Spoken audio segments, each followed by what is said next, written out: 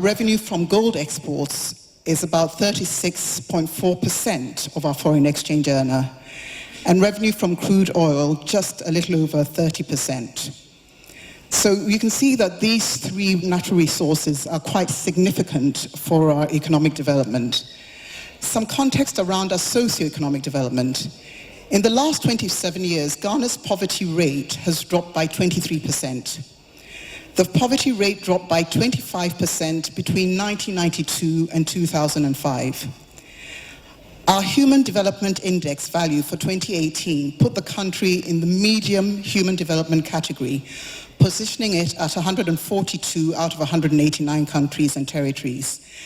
Below the average for countries in the medium human development group, but above the average for countries in sub-Saharan Africa. And between 1990 and 2018, our AGI value has increased by 31.1%. So my first question to the panel, and I'll start with the Honourable Minister, is what do we mean by economic transformation? And is my assumption about sustainable and inclusive socioeconomic development right? So this sounds like an A-level Section B question. But Excellencies, ladies and gentlemen, good afternoon. And let me congratulate the organizers for creating a platform like this. I think for me, the simplest way to explain economic transformation is a transformation in the microeconomics of people that impacts in their quality of life on a sustainable basis. Whatever you are doing at the high levels and the macro figures that you are churning out, most importantly, it must reflect in the lives of people. And that is what we seek to do with all of that we have been trying to develop in our country in recent years. Every country in some part of the world has its own endowments. And no doubt that Africa is endowed with a lot of natural resources. The data suggests that about 30% of the world's known mineral resources reside in Africa. And Ghana plays a key role in being a leader in exploiting those resources. The broad policy objective is that, yes, while you are developing people, while you are leveraging technology and digitization, as Honorable Akufo was talking about, the broad policy objective is how do you exploit these natural resources in a responsible and sustainable manner, and in a manner that impacts on the economic fortunes of, yes, the greater community, and most importantly, citizens. That's the big policy objective. Now, for centuries now, and maybe some 50, 60 years now, we've been operating a particular model, essentially, which is to give somebody a concession to exploit our resources, and then he typically tells us how much of the resources he was able to exploit, and he will pay whatever taxes accrue, and then we are supposed to use that to meet our myriad of needs as a country. And it comes with its own challenges and its successes in its various ways, because what you want to do is to get some money for the treasury, get jobs for the people, get value for the local community, and also let it translate into development. But like I mentioned, this has had its own challenges. We have in recent years shifted to what I'll call a new model, where apart from, let's say, gold and diamond, a lot of which was already given away as concessions, we're now, particularly for the new minerals like bauxite and iron and steel, etc., what we are doing is to develop a new framework that allows us to have our own development corporations as a first step. Second, to begin to shift from the old model of just extract and export. So now you're moving to a model where we want to add value to a lot of our mineral resources. Because if you look at the global value chain and you look at how much of it we get at the end of the day, we are cheating ourselves. So the next thing we're seeking to do is to add value to it. For the new resource areas, and even for some of those that we had recently discovered, like oil, we're also paying a lot more attention to local content. Because for many centuries, what was happening was that you were not getting indigenous companies being at the forefront of participating in the exercise. And so now we're paying a lot more attention to local content, which offers a lot of investment opportunities for people to partner local companies to play on some parts of the value chain that may not require necessarily a global giant to do. And then in addition to these, we are now also looking at how to better manage the resources. So for the first time, in the area of oil, for example, we have passed a Petroleum Revenue Management Act, which spells out exactly how to use the revenues. In other areas, we are doing swaps and other things like what we've just done with Sinohydro of China to leverage those resources to build about $2 billion worth of infrastructure. So we are rolling out a new model that ensures that we still achieve the big policy objective, but we cure some of the challenges of the past and are able to achieve that objective of economic transformation in the lives of the ordinary Ghanaian. Okay, thank you very much. Turning to Michael, if I may, you are a relatively new kid on the block with the integrated bauxite and aluminium industry.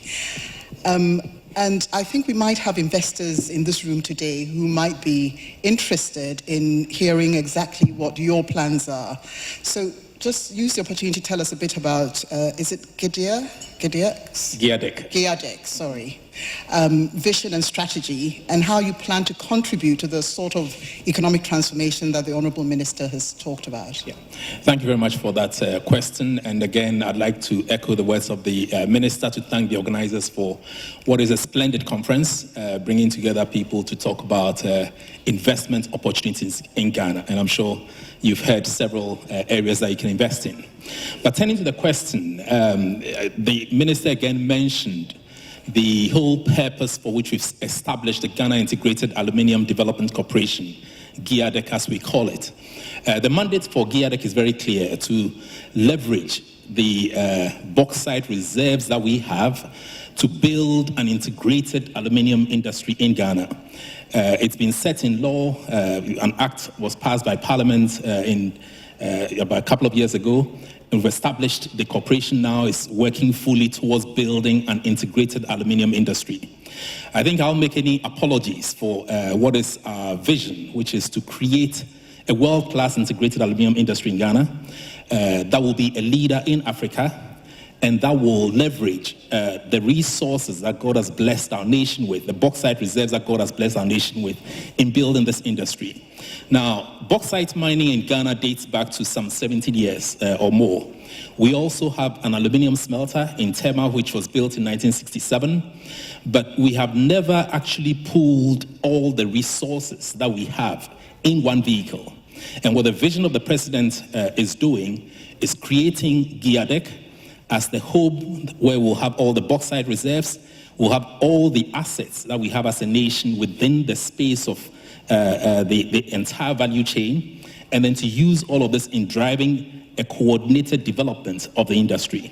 So the word integrated there is important because for the first time, we're also bringing together the thinking around the development of the infrastructure that will enable the development of this industry. So if you ask me, why have we not been able to build a successful integrated aluminium industry in Ghana over the past 70 years, I will say it's the lack of joined up thinking, is the lack of pulling all these resources together into one vehicle, is the lack of a defined vision that is anchored in what we're trying to do. And this gives credence to the President's vision of a Ghana beyond aid, i.e. where we're bringing these resources together, as the Minister said, adding value to it.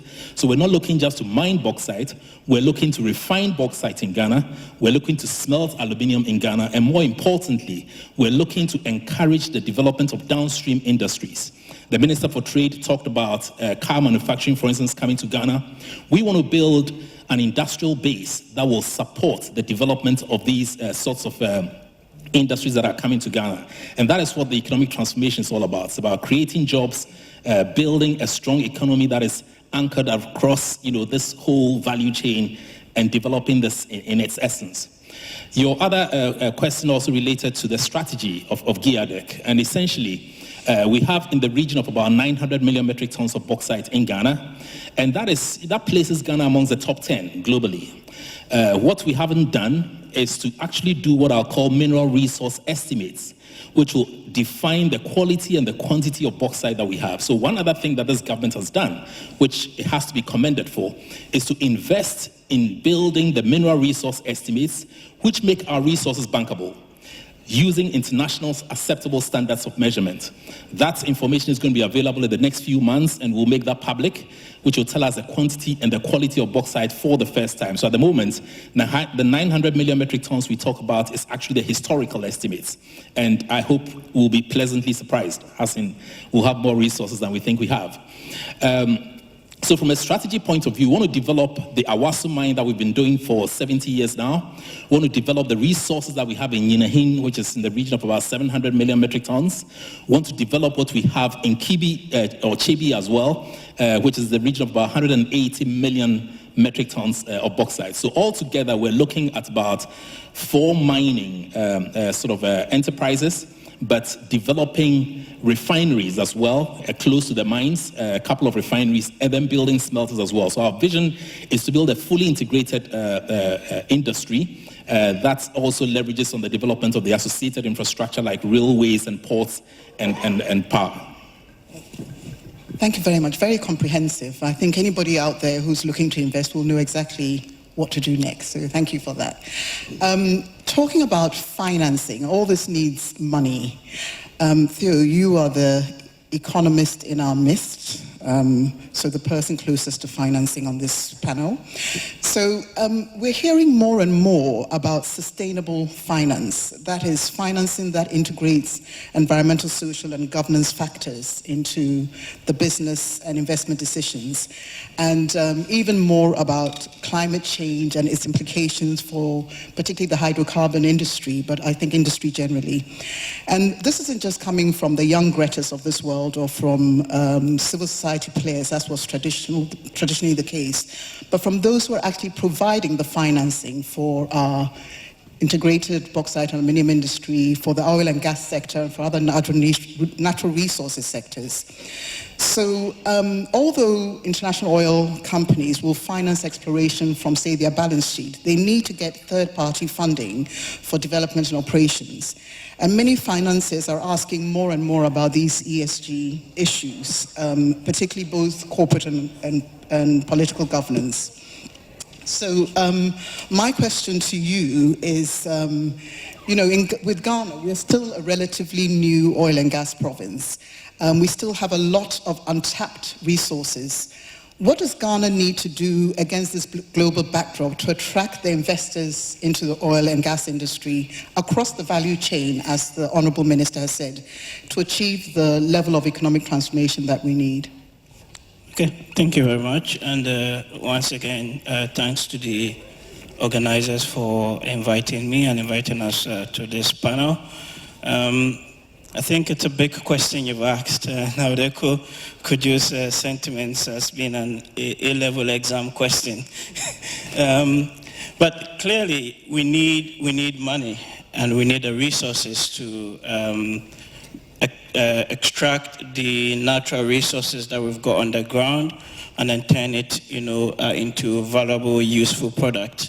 Historically, the issue has been that we often have stopped at the first or the second stage of the processing, where you just get the material and then you turn it into some intermediate product.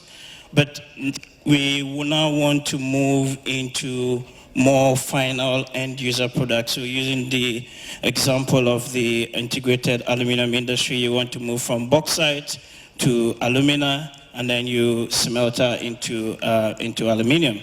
It requires considerable resources. Traditionally, the financing would have come from European or Western-based banks together with their private sector companies that would come in stream. However, what we've seen over the last 15 to 20 years has been a diversification of those sources of funding. So you would see a lot more Asian, entities, or Chinese-backed specifically entities, bringing in the financing or partnering with some state-owned enterprises to extract the resource. The ESG issues have not really been on the agenda. They are coming in most or more recently, to the extent that if you look at, there was an article on the FT a couple of days ago where most of the European banks and the people in the City of London are pulling away from these fossil-based or natural resource-based investments. So what that means is then that we need to look elsewhere for those finances. And if we are wanting to approach, for example, the Asian-related, transaction partners or the Chinese transaction partners, we need to adopt some of these standards and then, fit it into our own. So, there's been a big issue in Ghana in the last couple of months on the Etiwa bauxite range. And both civil society and a couple of people raising fundamental questions about the environmental social impact assessment, of that, and how that is being factored into the investment decision process going forward. I think it's going to become more and more on the agenda, but for your traditional sources of financing, i.e. the Western-based financial hubs, you would actually find them demanding a lot more. So for example, before a project would be sanctioned, they would want to see, environmental indicators. They want to see social governance indicators. They want to see to what extent is the resource actually going to create or lead to developmental outcomes. So then we've moved, or the conversation has moved from economic transformation to economic development. We have always been discussing this transformation for as long as I've been, in school. In fact, you could go back to the structural adjustment, in the mid-80s, and you can go back to post-independence, but we still haven't managed collectively to move from transformation to actually development. And that's where I think when we incorporate some of the ESG indicators, then one way you're also tying in the hands of the financiers to, think about wider or broader, developmental, issues. Just a quick point though is, with the Asian financiers, I think there would also be a pressure on them to, at the moment, you don't have ESG necessarily playing a big part in terms of the investment decisions they make. So you go to China and they're still building a lot of coal-fired power plants. But I think for us in Ghana and then in Africa at large, we would have to think much wider about the ESG issues. So with climate change, most of the estimates actually would indicate that we stand to bear the biggest brunt of the impact, of climate-related issues. Thank you very much. Korieh, when we met last week to discuss this panel, you talked about some factors that wouldn't necessarily be front of mind for people when talking about economic transformation in this context. You mentioned the capacity and competence of us, Ghanaians, whether it's government or private sector, to negotiate terms that are a win-win for both investors and businesses in Ghana as well as for the country. The need for international companies who are coming into the country to properly understand the context in which they are operating. And I have to say that it always astonishes me. I discussed this when I find visitors to the country coming and wanting to see the minister the next day.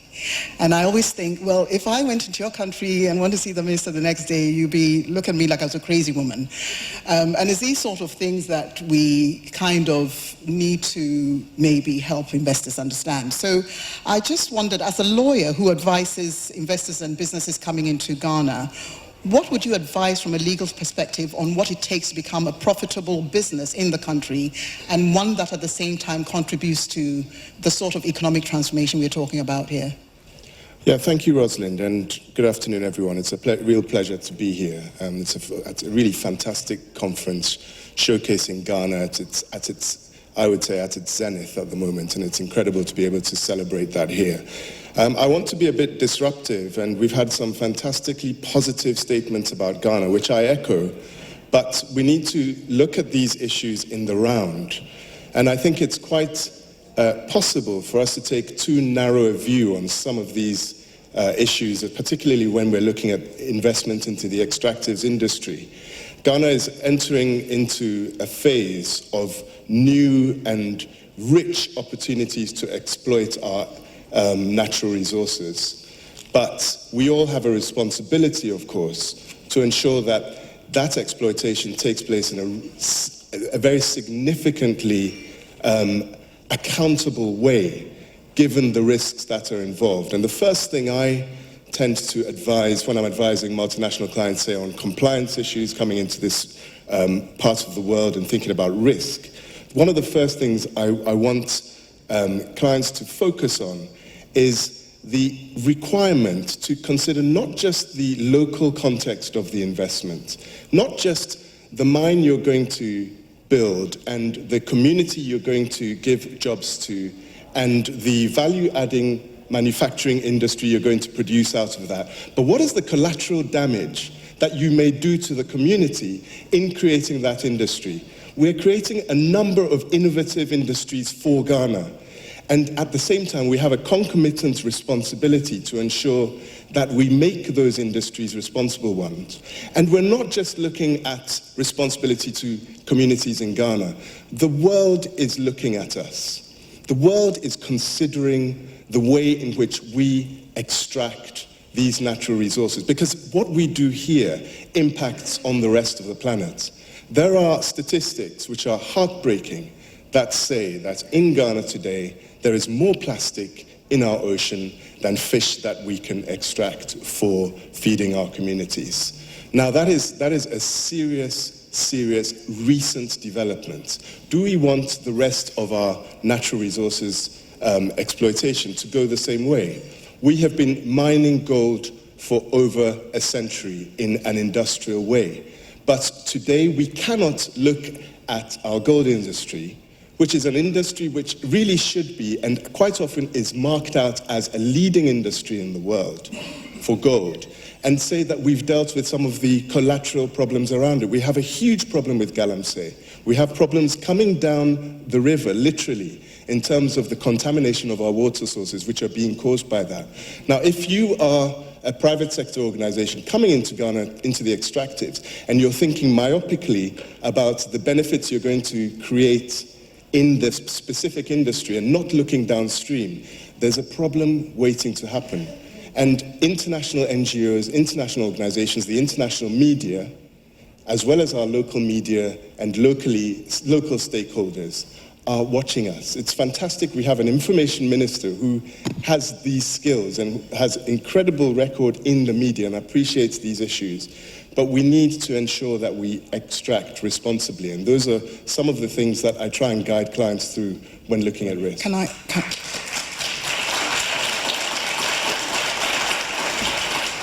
Somebody's waiting. Thank you very much. You've, I think, articulated a really significant problem, but I'm a very solutions-oriented person. What's your solution to this? Excellent follow-up, thank you. And I think the answer is that we need a holistic approach. We need to be imaginative, we need joined-up thinking, and we need to tap into international expertise in these areas. And I think maybe this is something we'll come on to, but one of our challenges is we perhaps try to reinvent the wheel sometimes. When we look at the oil and gas industry and the challenges we've had in neighboring countries, have we really tapped into the lessons from that? In fact, funnily enough, in the last few days we've been celebrating Ghana. We haven't talked about corruption very much. We haven't. Now, have we learned the lessons from countries very close to ours where, for example, there have been $1 billion kickbacks given for oil deals? Do we want Ghana's oil industry to go the same way? So I think a holistic approach which extracts the lessons from others who've done what we're doing, combined with using our fantastic local and international expertise we have access to, is really the way forward.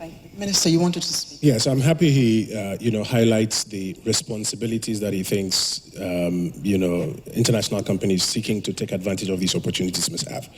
But I think for us, the biggest responsibility is on the government of Ghana. if there will be irresponsible or illegal exploitation of our resources to lead to a situation where you have problems literally running down the streams, it will only happen if the government of Ghana falls asleep or, just gives up its obligation. And I think we all recognize that a few years ago, many of these regulatory functions were not being upheld as well as they should have been. Today, one of the first things that you're doing or you're finding is that we have a more robust legal framework, even for the new mineral areas that we want to go into, like iron and steel and like bauxite, etc. Before we even necessarily go hardcore in there, we are putting a very strong legal framework around it.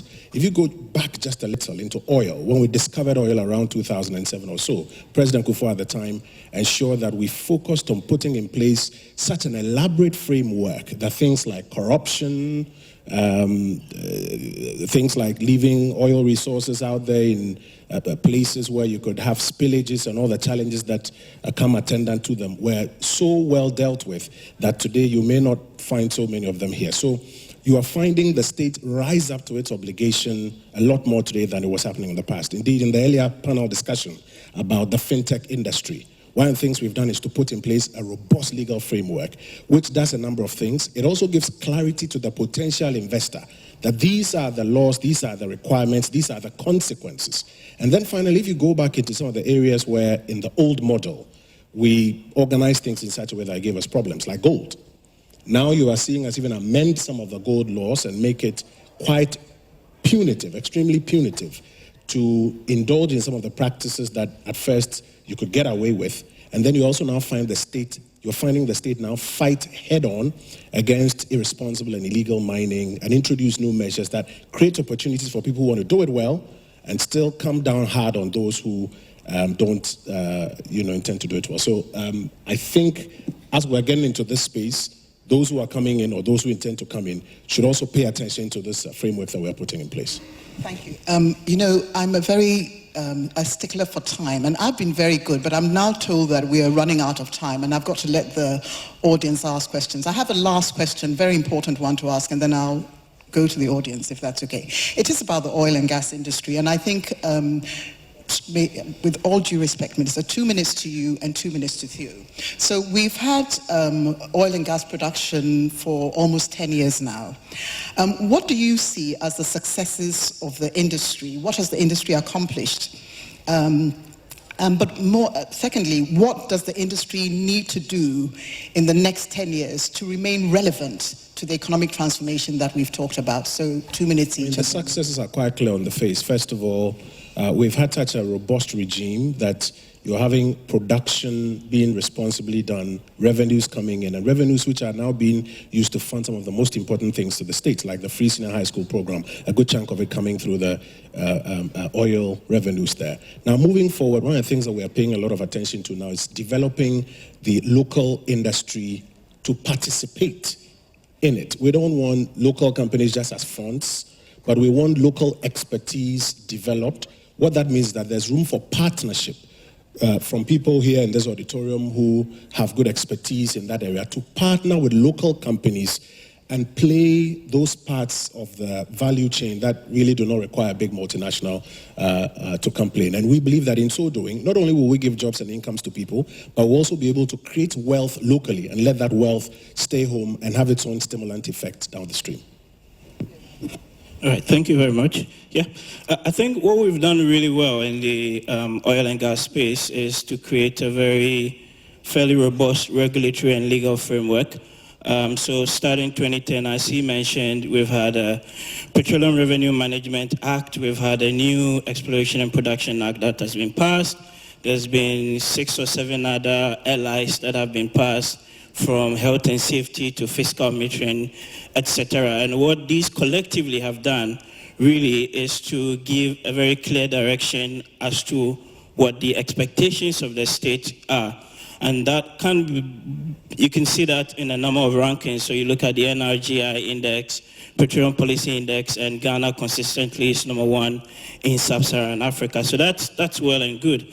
I still think there are issues with the management of the revenue. So the law is one thing, but sometimes we spread the revenues around too thinly, as you would often hear, and we need to do more on that.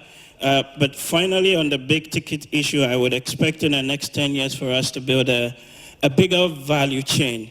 So now moving from the oil and gas to actually petrochemicals, but also the local industries that can participate. So it's not just enough to have local content, but you need to back it up with the actions. So you go to Brazil, for example, where they have very active supplier development programs, SDPs, that create exemplars to the extent that in 10 years you may have your equivalent of the South Korean tables to do that.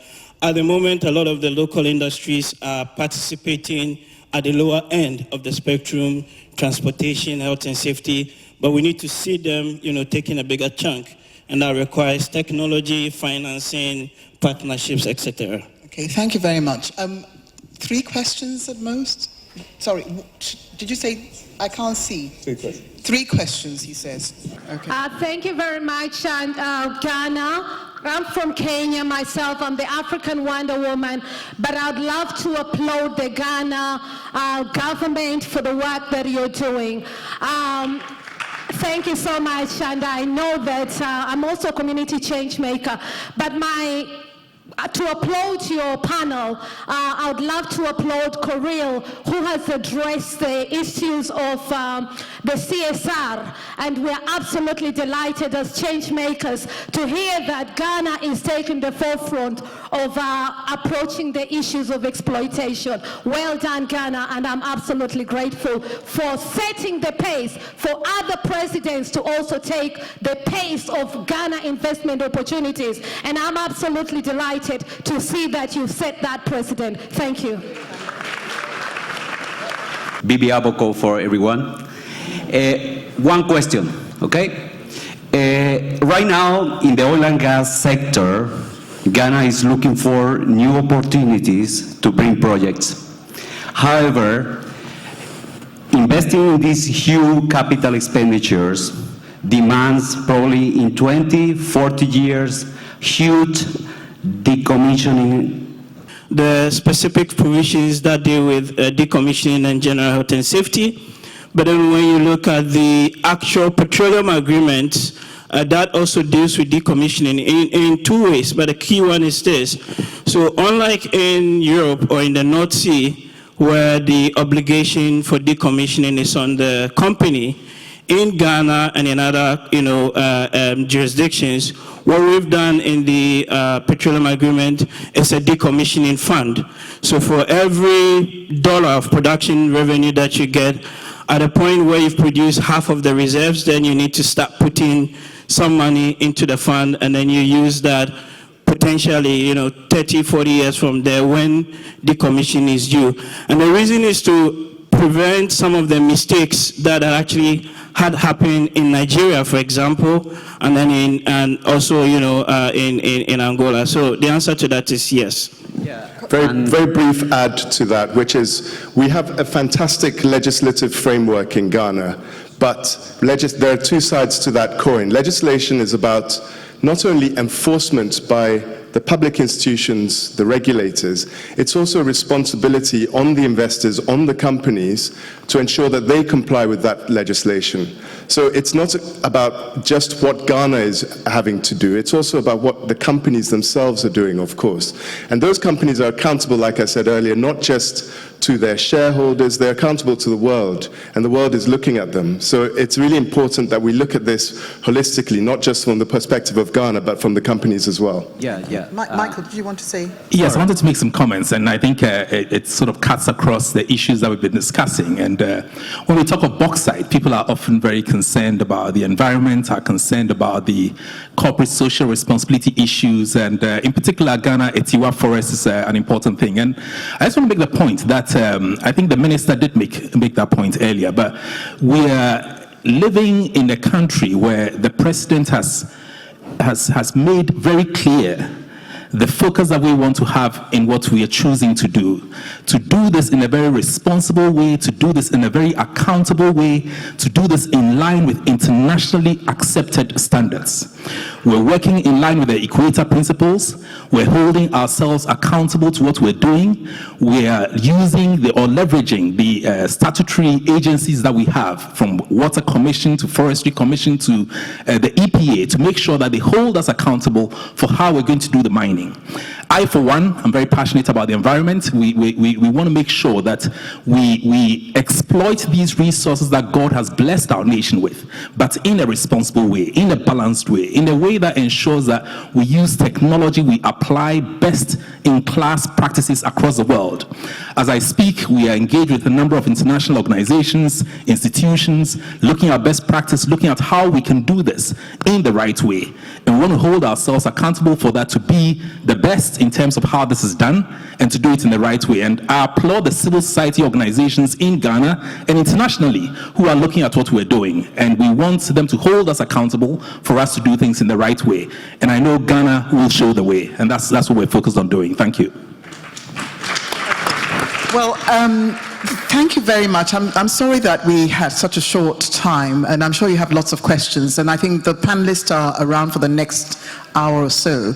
But I just wanted to give them each a second, no, maybe 5 seconds, to speak out to those who are potential investors here, and just to say what, in the context of the natural resource sector, would you say to an investor coming into Ghana? What would your advice be to them?